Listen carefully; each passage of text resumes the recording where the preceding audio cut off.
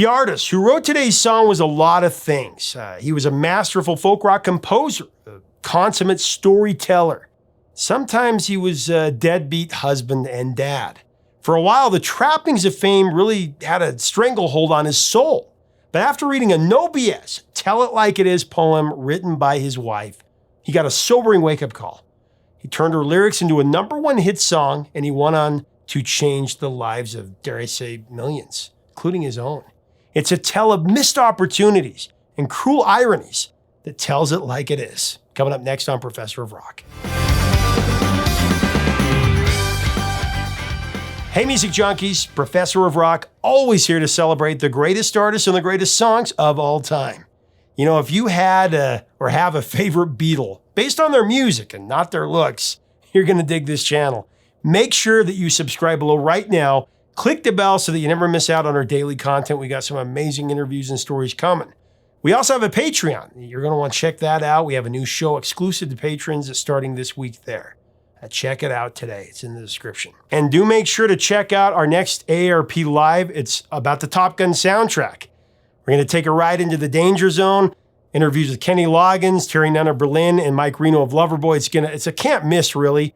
Click on the link below to register for that. It's free. It's right below. So it's time for another edition of our series, The New Standards. This is a show that goes deep into songs that transcend genre, decade, and fads. It's really like the Great American Songbook or the Great Global Songbook, monumental touchstones in our culture and society. Previous episodes, we've covered Something by the Beatles, Something in the way she moves. Wider Shade of Pale by Procol Harum,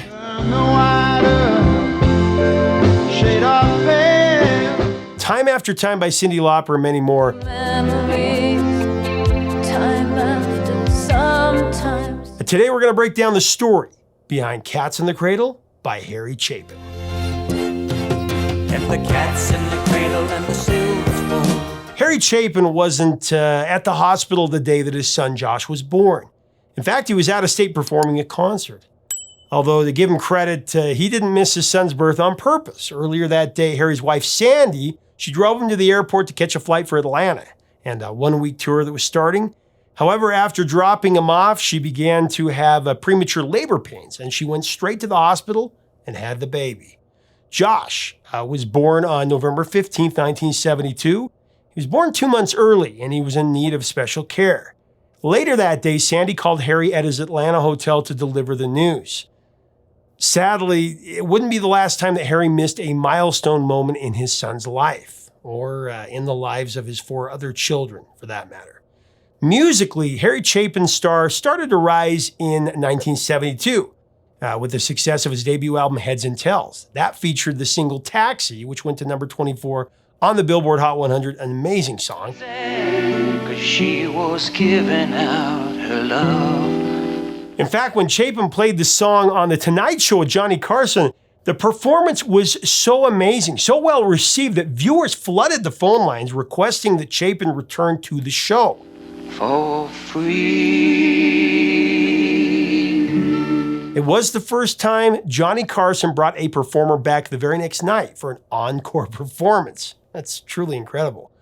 That same year, Chapin released his follow-up album, Sniper, and other love songs. Though less commercially successful, its track Circle, that would later be called Chapin's anthem. And so far, no dead ends. In 1973, Harry released his third record, Short Stories, which sold over 1 million copies, and it produced the international hit WOLD. The song was about an aging DJ who gave up his life and family for his career.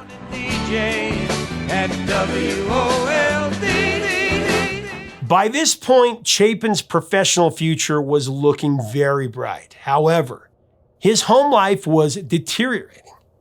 Harry was on the road for long periods of time, which is understandable, but when he was home, he wasn't really there. Harry had checked out from his family for some time.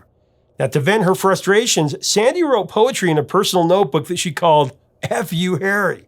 To all of you husbands out there, if your wife is keeping a book like this, I'd say it's probably time to make a few changes in your life. Writing wasn't an unusual activity for Sandy, and it wasn't limited to cussing out Harry. The couple would actually exchange various writing projects all the time.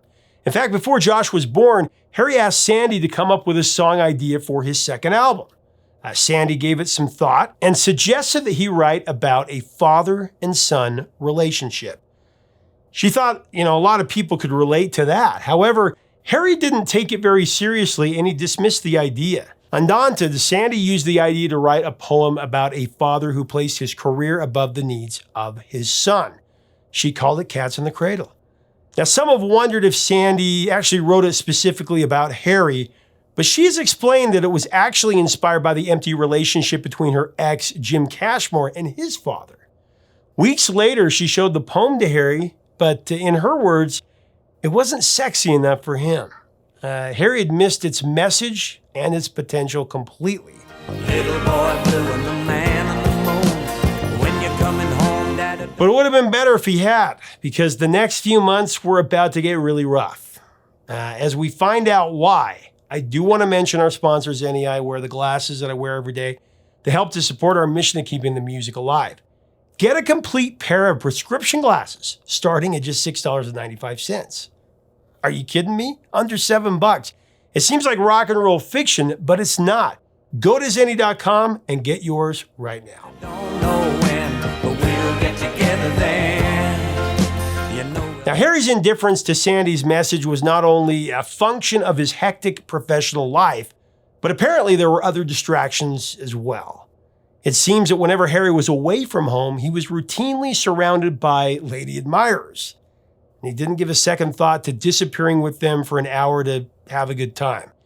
To make matters worse, Harry kept contact information for many of these girls in a little black book, for when he was out on tour. One time in the studio, his producer Paulika called him out, saying, "You were the chick in the morning, then a different one in the afternoon, another one before you go on stage, another one when you come off stage. It's so crazy. You're going to get caught." Lika then scrawled a warning on the glass of the control room window. "Live by the sword, you die by the sword." Very poignant.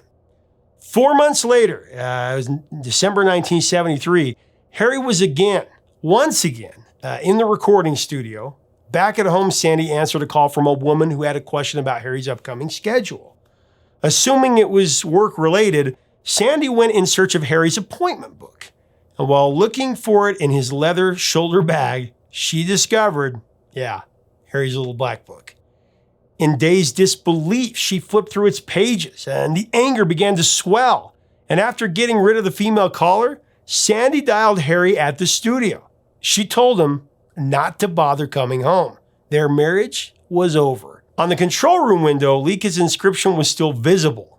By the time Harry had rushed home, Sandy had called a lawyer, and within about a week, she had an injunction barring Harry from their house.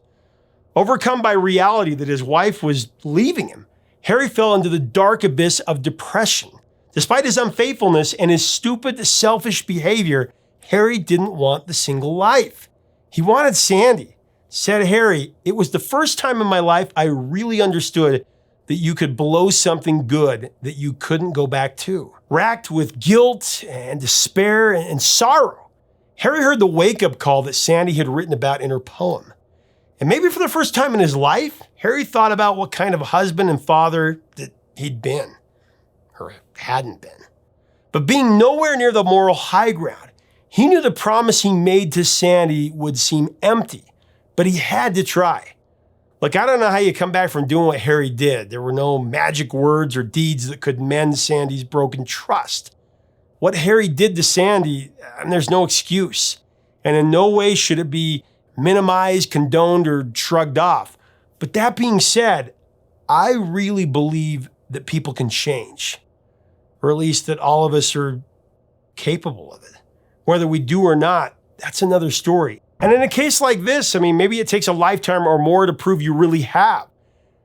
But if someone is willing to try, I'm not against giving them a second chance. And apparently, Sandy felt the same way. After repeated apologies and promises that Harry would put his family first, she said something like this: "If Harry was willing to change, then she was willing to listen." The bottom line was very simple, said Harry. "I was doing a whole bunch of things to reject her, and she got the message.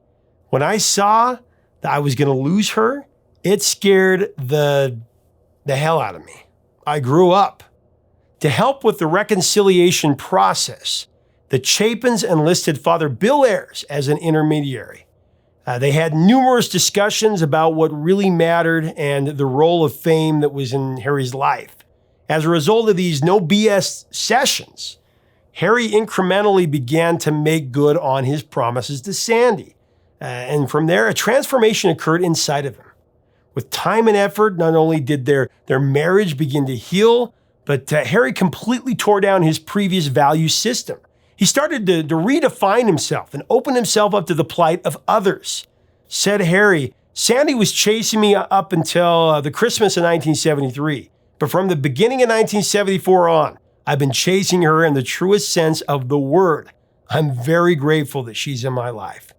But not only Sandy, the kids too. They had been growing up without him. Harry made his family his new #1 priority. To prove it, he canceled all of his Western U.S. concert tours to limit his time away from home. And he started coming home the same night of his East Coast concerts. Typically, this meant either catching a red-eye flight or driving through the night in a rental car. But in doing so, he was home in time to have breakfast with the kids before they left to school. So cool. And no matter where he was, Harry called Sandy multiple times a day, giving her updates and telling her that he loved her. Not surprisingly, as Harry began to change, so did his songwriting. More and more, he looked to his family for inspiration. And once again, Sandy showed Harry her poem. But this time when he read it, it clicked. Enthusiastically, he proclaimed that he was going to put it to music. Sandy's message had finally sunk in. In the spring of 1974, Harry returned again to the recording studio, but this time to put together his 4th album. He called it Verities and Balderdash, in other words, Truth and Nonsense. It was released on August 24th, 1974, and included the singles What Made America Famous, The kids that made America famous. I Want to Learn a Love Song, She said, I wanna learn a love song. and of course, Cats in the Cradle. We'll have a good time then. This propelled the album's success. Without a doubt, Cats in the Cradle is Chapin's most famous and far-reaching song, and it scared the hell out of him. According to Harry, it said when you're gone, you cease to exist to your children. So if you don't show them that they matter to you, they'll show you that you don't matter to them. Very powerful. The song begins with the well-meaning but career-driven father who acts as the song's narrator. My child arrived just the other day. He came to the world in the usual way. Just the other day, he came to the world in the usual way. However, instead of focusing on his newborn son, the father is busy, catching planes and paying bills. Both these images allude to the routine and motivation of his father, who is working to support his family. The implication here is that his career is his priority. As a result, he begins missing important landmarks in his boy's life. First steps, first words, and a lot more. And bills to pay. He learned to walk while I was away. The father is caught in the paradox that many working dads experience. We've all been there. To work to support the family, to pay the bills, and to give your kids, your family a better life. But in many cases, this means spending long hours at work, only to be completely spent when you come home. The boy sees his father as his hero. And so in admiration, he says, I'm going to be like you, Dad. I'm going to be like you. Be like you, Dad. I'm gonna be like you. We then come to the song's nursery rhyme chorus, which evokes a sense of childlike innocence and wonder. And the cat's in the cradle and the silver spoon. Cat's Cradle is a 2-person children's game played with string, wherein they use their hands to make different shapes with the string. Silver spoons might signify ornamental spoons used for babies. Of course, Little Boy Blue is a traditional nursery rhyme that dates back to the 16th century, England, I believe. And the silver spoon. Little boy blue and the man on the moon. And Man on the Moon may refer to the human features that children see when they look up at the moon. Or maybe it's a reference to another English nursery rhyme. When you're coming home, Dad, I don't know when, but we'll get together then. Harry Chapin's use of these childhood symbols to conjure feelings of nostalgia and longing in parents for when their children adored them. But oh, how quickly things change. As the second verse begins, the son has turned 10, and the father misses another moment with his son. Just the other day, he said, thanks for the ball, Dad, come on, let's play. Though he gives his son a ball for his birthday, he isn't willing to take the time to teach him how to throw it. Oh, I said, not today, I got a lot to do. He said, that's okay. And the boy is off to, go play on his own, but still optimistic. The son once again says, I'm going to be like you, Dad. He walked away, but his smile never dimmed and said, I'm going to be like him. Now, in verse 3, we fast forward to when the son is in college. And now the roles are starting to reverse. The father, who realizes his son has almost grown up, he wants to sit with him and tell him how proud he is of him. Like a man, I just had to say, son, I'm proud of you. Can you sit for a while? But the son has no time for his father at this point. What I'd really like, Dad, is to borrow the car keys. See you later. Can I have them, please? The car keys. See you later. Can I have them, please? The son has reached that stage when most young people want independence from their parents. It's a difficult transition for the dad, who now has more free time on his hands. Having grown more sentimental with age, the father realizes that he's missed a lot of opportunities to bond with his son. When you're coming home, son, I don't know when, but we'll get together then. By the final verse, the father has long since retired, but his son has moved away and he now has a family of his own. I've long since retired, my son's moved away. The dad, viewing his mortality coming to a close, he longs to spend some time with his son. So he calls him up and he asks if they can get together. But the son's response is, I'd love to, Dad, if I could find the time. If you don't mind, he said, I'd love to, Dad, if I can find the time. Graciously, but with a painful twinge of irony, the son says, but it's sure nice talking to you, Dad. It's been sure nice talking to you. Man, that's a rough one. Nice talking to you, Dad. It's been sure nice talking to you. It has taken the better part of the father's life to understand now what he missed. Now haunted by so many lost years, he wishes he'd spent more time with his son. But it's too late.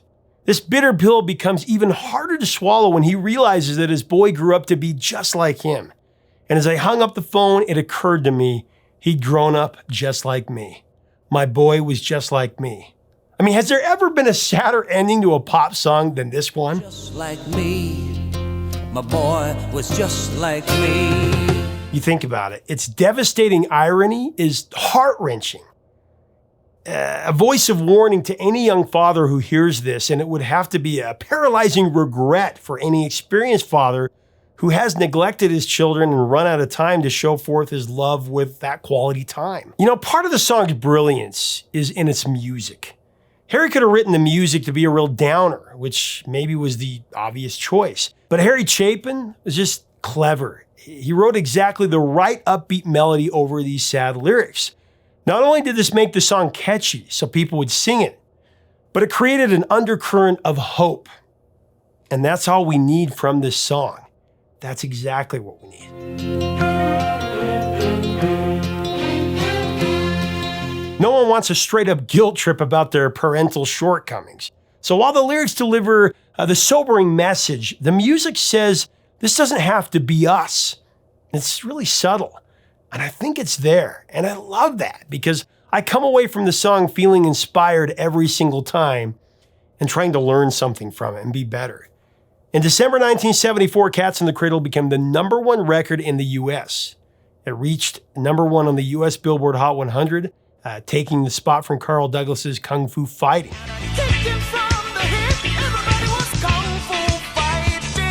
It remained in the top 40 for 19 weeks. Internationally, it went to #6 in Australia and #3 in Canada. Cats in the Cradle has appeared in a number of movies and TV shows, including The Simpsons in 91, 94, and 2013. Cats in the Cradle and the Silver Spoon.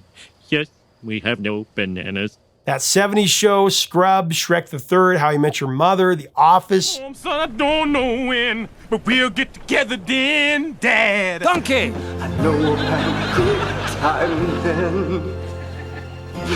Modern Family, The Middle, The Goldbergs, Superstore, Gilmore Girls, A Year in the Life. We'll have a good time then. I should have golfed with you sooner, Dad. Hey, what's Cats in the Cradle? It's a song from the 70s. You've heard it. No. I mean, pretty much anytime you need that theme of fatherly neglect, you're going to hear this song. Cats in the Cradle has also been covered by Ray Conniff, but that was in 75.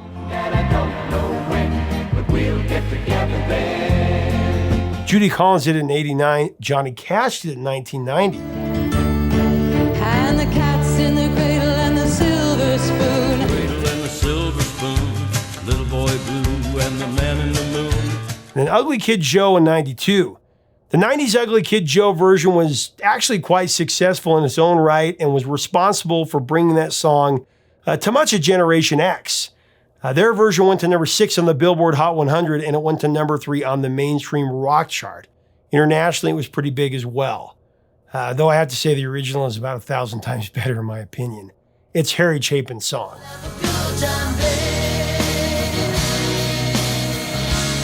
The great Harry Chapin sadly died on July 16th, 1981.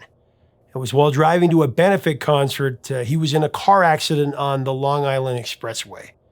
After a truck driver drug Harry out of the window of his burning car, he was life-flighted to a hospital, but unfortunately attempts to revive him failed. Harry Chapin was only 38 years old. Chapin's work, and in particular Cats in the Cradle, has lived on long past his death, though, and it will continue to for generations. Cats in the Cradle is timeless.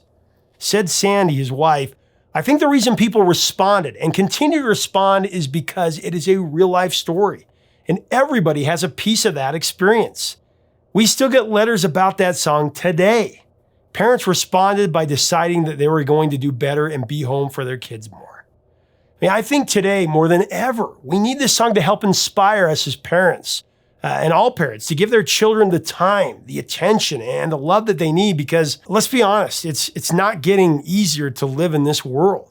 Our kids need us. Years after Harry's death, his son Josh, who is now grown, he shared an experience about the song. He said, "If it didn't happen to me so often, it would almost be awkward.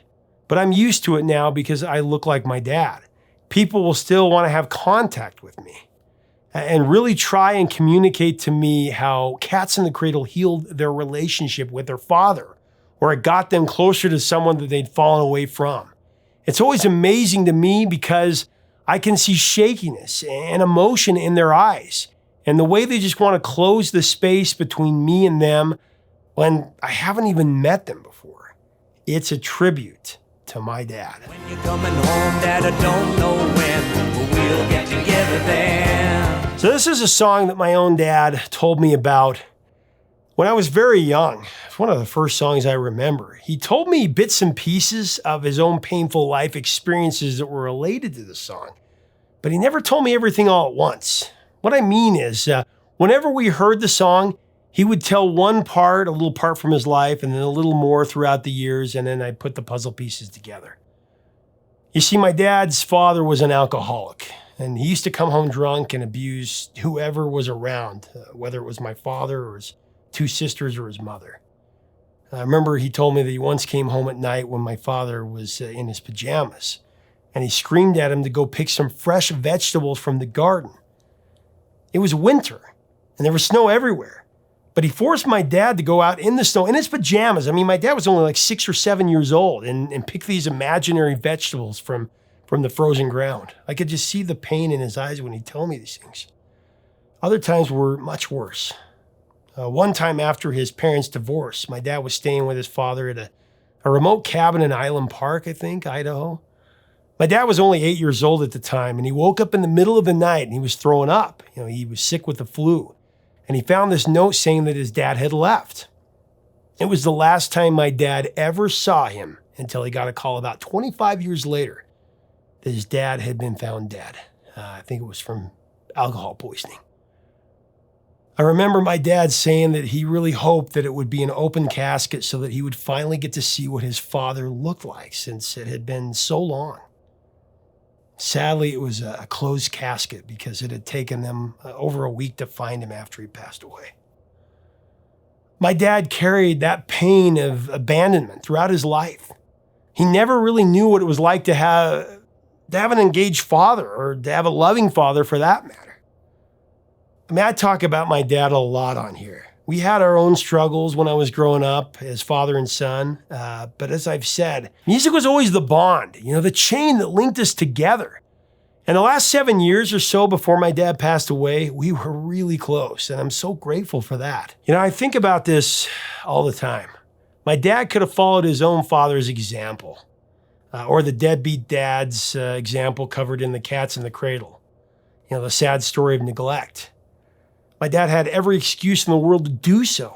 But instead, he used this cautionary tale and his own grave experience to break that cycle and to be a great father. Without a good role model, without a loving father, he became that for me and for my other brothers and sisters. And that has made all the difference in the world. And even though he's gone, he's with me in every interview that I do, in every story that I tell.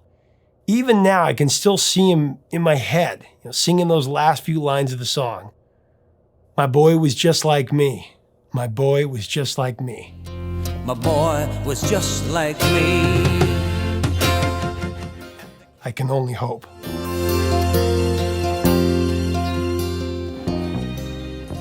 Leave us a comment about Harry Chapin and Cats in the Cradle. What are your memories of this amazing song? What does this song mean to you? Let us know. Right below, let's have a great discussion. If you dig this content, make sure to subscribe below so that you never miss out on a video. We'd love to have you as part of our community. And until next time, 3 chords and the truth, my friends.